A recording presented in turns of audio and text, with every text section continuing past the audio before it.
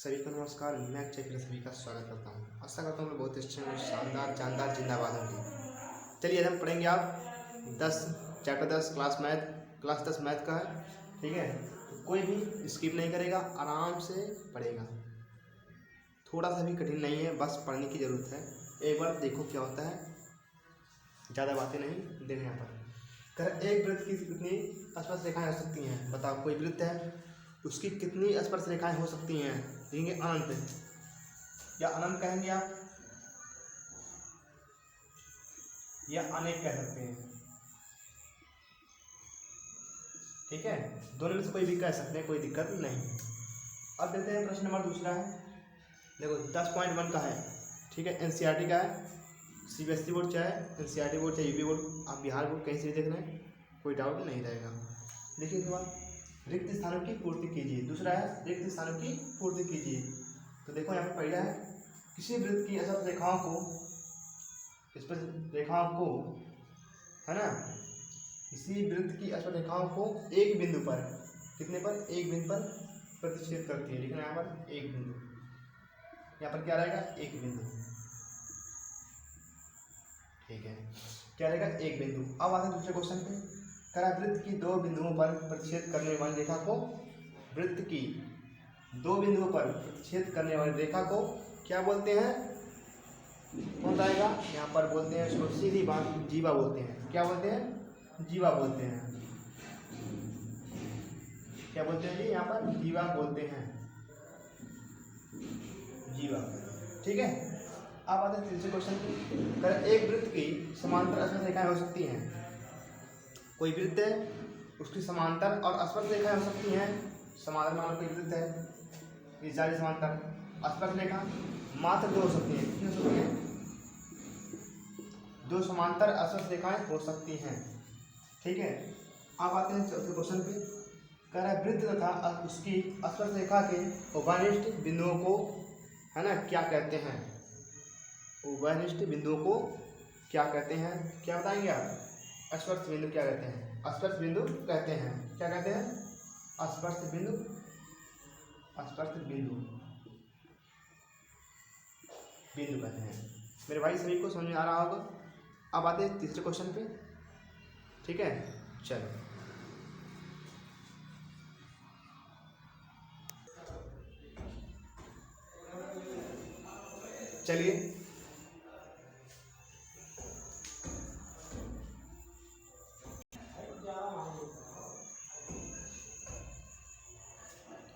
चलिए तो हम आप देखेंगे तीसरा क्वेश्चन है।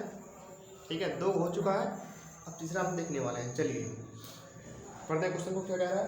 कह रहा है 5 सेंटीमीटर त्रिज्या वाले एक वृत्त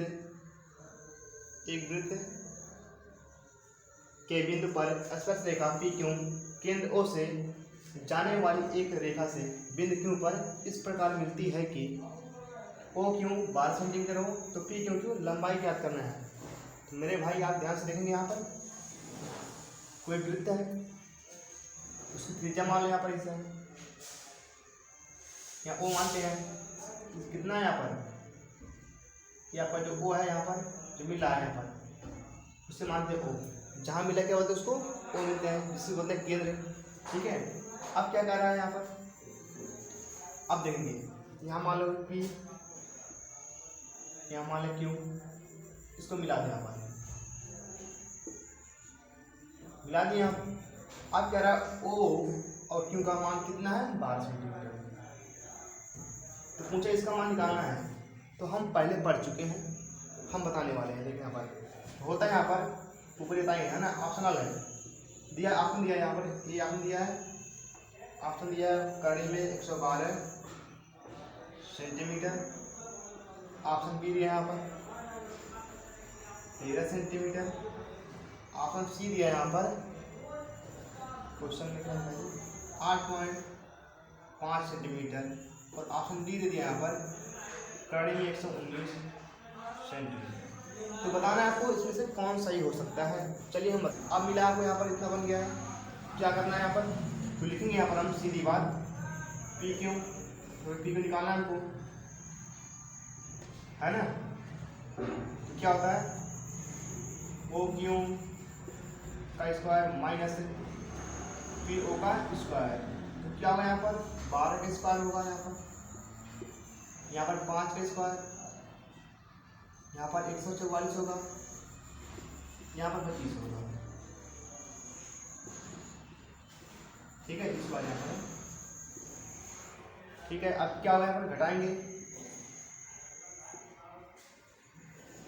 यहाँ पर बचेगा आपको 9 1 2 का पी क्यू बराबर क्या होगा, करने में 119 सेंटीमीटर। कहाँ मिला है जी, ऑप्शन डी है ना, ऑप्शन डी आपको मिल रहा है। तो आ रहा है नहीं आ रहा है,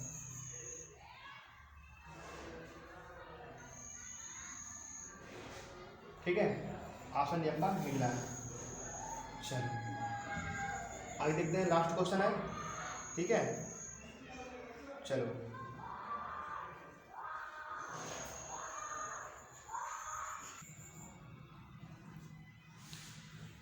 चलो यहाँ पर आपका लास्ट क्वेश्चन, चौथा क्वेश्चन 10.1 का मैथ क्लास 10, ठीक है।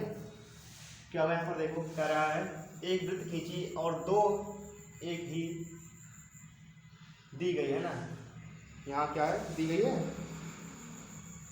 2 एक दी गई है, दी गई आदि कर लो। दी गई रेखा के समांतर 2 ऐसी रेखाएं खींचे कि उनमें से एक स्पर्श रेखा हो तो फिर दूसरी छेदक रेखा हो। मान लो यहाँ पर कोई वृत्त यहाँ पर है, ठीक है, कोई वृत्त है जो बीच में जाता है, बोलते हैं छेदक रेखा, बोलते हैं छेदक रेखा बोलते हैं। अब सभी को पता है अभी क्या होता है, इसे बोलते हैं स्पर्श रेखा। क्या होता है, स्पर्श रेखा होता है ना, 2 हो गया। अब एक और भी होता है यहाँ पर दी गई रेखा,